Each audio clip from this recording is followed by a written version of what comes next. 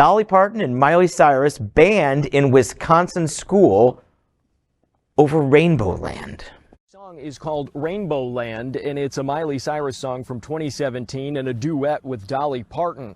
One parent I spoke with today says the controversy is more about rainbows than it is the actual lyrics of the song.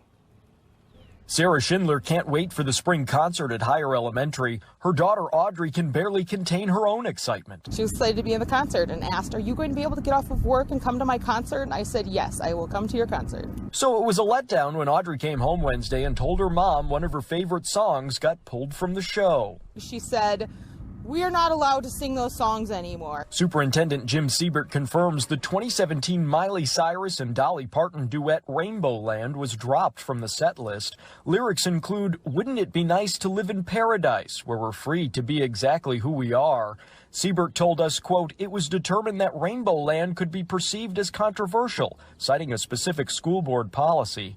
After we pressed Siebert for a reason why it's controversial, the superintendent told us the district questioned whether it was appropriate for the age and maturity level of the students, and because of, quote, social or personal impacts on them. Tell me why a song about rainbows isn't appropriate for a first grader to sing. The school board defines a controversial issue as one that, quote, may be the subject of intense public argument. I think for some reason the district and the administration sees rainbows as a political symbol. Schindler believes recent school board decisions about LGBT issues could be a factor because of the rainbow's association with gay rights.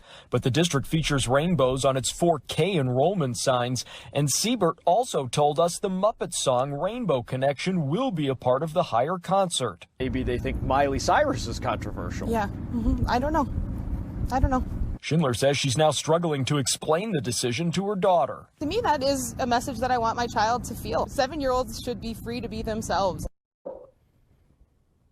Rainbowland, a song by Dolly Parton and Miley Cyrus that celebrates acceptance, was recently banned from a spring concert set list at a Wisconsin elementary school. Sarah Schindler's first grade daughter at the school came home from school one day in shock saying, quote, "We can't sing it anymore. We can't sing Rainbow Connection and we can't sing Rainbowland," end quote. Tempel, a first grade dual language teacher at Higher Elementary in Waukesha, Wisconsin, appeared to be just as upset as Schindler and her daughter. She tweeted, quote, "My first graders were so excited to sing Rainbowland for our spring concert, but it has been vetoed by our administration. When will it end?" End quote. According to Schindler, the school board had a conservative flip in recent years following uproar over COVID-19 mitigation strategies. One of those controversial topics is a policy saying teachers can't have any kind of signage that could be deemed political. Discussion of pronouns with students was another thing that came up, and teachers aren't allowed to wear rainbows. Lee Rachel Tracy, another Waukesha resident with children enrolled in the district, spoke with the LA Times about the ongoing controversy, saying, quote, "The school district of Waukesha has really cracked down on anything LGBTQ. I mean, oh my God, this is not ridiculous, but oh my God, this is so ridiculous. I mean, they're not asking for the kids to, put on a two-piece and ride a wrecking ball into the school auditorium while they sing Rainbowland. My God, this is terrible. And I read another quote from a parent that said, "We don't know what's going on here. We woke up one morning and found out we're in Florida." Yeah. I mean, and kids, all of this coming down to protecting kids don't care. Kids are more open-minded than adults. I think we can all agree with that. I've been asked by a kid one time at a park with my daughter, "Are you a man or a woman?" They said, "Are you a boy or a girl?" And I said, "Neither." And they were like, "Okay." And that was it. That's it. They don't care. Wait, I'm getting some news in my IFB. Sesame Street has just announced that they are banning Kermit the Frog from ever appearing on the show. Yeah. Long overdue. Yes, right. It's interesting in the degree of the ridiculousness of this story. It would be funny. It would be The Onion if it wasn't true. Yeah. It's funny if it wasn't true, but it is true because the good school board and Waukesha, Wisconsin thinks that this is important and that this is saving their children from something that they're saving their children from.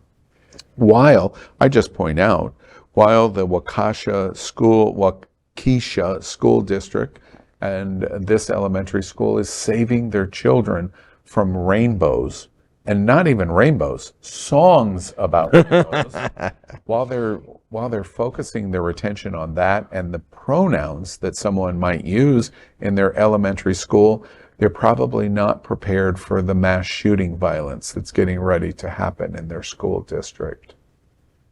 130 of them already so far this year. And instead of focusing on the things that are really, really important to keep your children safe, you're focusing on rainbows. It would be hilariously funny if it wasn't tragically sad. LGBTQ plus news is vital for our community and for the broader world as a whole. We have enough enemies at Fox News. Tucker, Sean, and Laura are loud.